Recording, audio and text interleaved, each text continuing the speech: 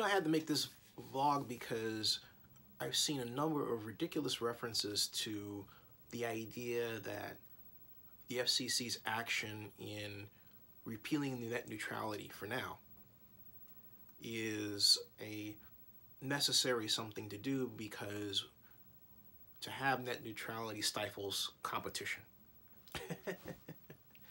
And then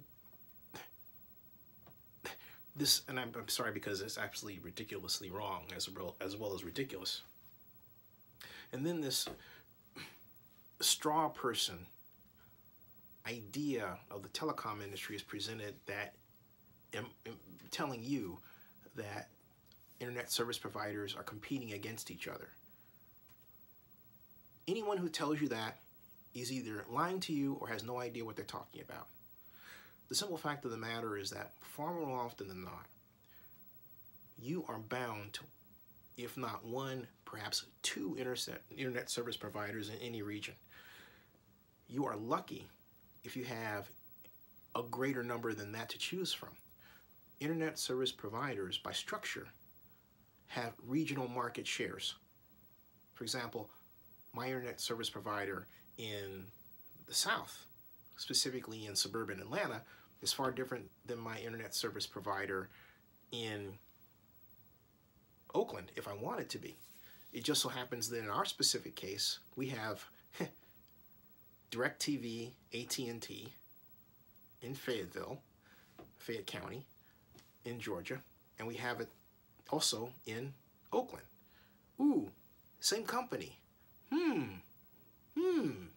Right?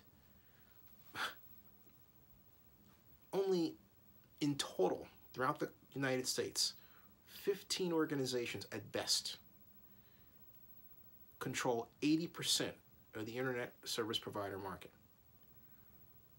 The whole purpose of net neutrality is to prevent a controlling internet service provider group from agreeing to what they do now, charge you tiered rates for internet access. The straw person argument is, oh hey, have you ever had to pay for email access, or have you ever had to pay? Well, actually, if you use AOL, you have, just saying, okay? But have you ever had to pay for that? And someone then says, well, no, of course not. That's not true, really. That's another point. But what cartels do is act in unison. If one internet service provider establishes a tiered system, the other one will. And more often than not, as with Comcast and Time Warner, you have internet service providers trying to merge to gain even more control over consumers, so that at the end of the day, the consumer has nowhere to turn. Net neutrality is set up to prevent the possibility of there being a tiered system that blocks access by an economic wall to some of us, which actually turns out to be most of us. That's the whole point. Why not have a government system that says, hey, you know what? We're going to maintain an affordable internet for everybody.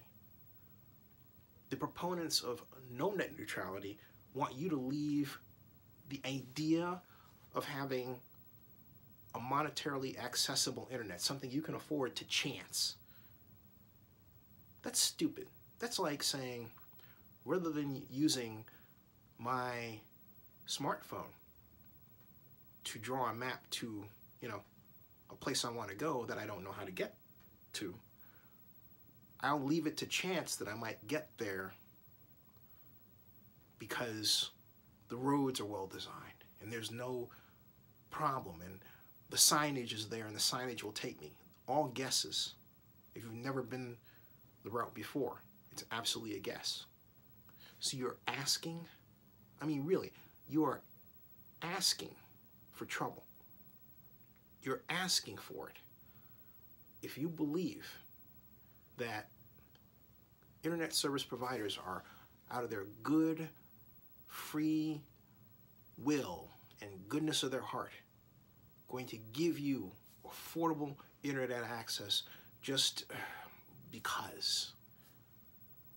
If you believe that, I really do have some swampland in Florida I want to sell you. Be careful who you read, because some people who quote these ideas, online, might mention one person or another, and you check the person who they're quoting, and it's someone who describes themselves as a conservative or a libertarian, as opposed to someone who's trained in the study of economics, as opposed to someone who understands institutional economics. Ooh, what is institutional economics? Institutional economics is the study of institutions and their economic behavior within a nation or within a global economy. There are a number of institutionalists: Alan Grucci, John Kenneth Galbraith, Thorstein Veblen, the list goes on. Some of the institutionalists are conservative, some of them are liberal, but they're institutionalists. They understand the interplay between people, governments, and corporations, and the courts, and how that interplay creates a series of laws that govern our behavior, and how we direct our behavior with respect to those laws and the outcome of that interplay. That's institutional economics. It's more detailed than saying I'm a conservative, or I'm a libertarian, or I'm a liberal. It makes you think about how policy impacts our lives. And so it's from that perspective that I'm explaining to you that, regardless of what anyone says, net neutrality is necessary to prevent corporations from taking advantage of you monetarily, from keeping you away from great internet access at low cost.